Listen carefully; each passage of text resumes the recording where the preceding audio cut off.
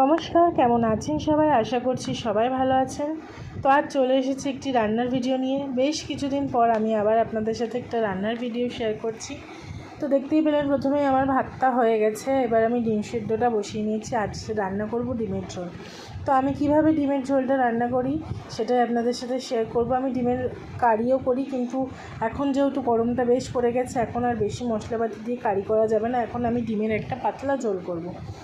তো প্রথমেই ডিমটাকে সেদ্ধ করে ভালো করে খোসাগুলো ছাড়িয়ে নিয়েছি। তারপর তেলের ওপরে একটু লবণ হলুদ দিয়ে নিলাম। তারপর সেদ্ধ করা ডিমগুলো দিয়ে প্রথমে ডিমটা ভেজে নেব। আর প্রথমে আমি আজকে ভেবেছিলাম যে আলু সেদ্ধ ডিম সেদ্ধই করবো, ওই জন্য আপনারা দেখুন আলুগুলো ভাতের মধ্যে দিয়ে সেদ্ধ করে নিয়েছিলাম। তারপর কি মনে হলো যে না, ডিমের ঝোলই বানিয়ে ফেলি।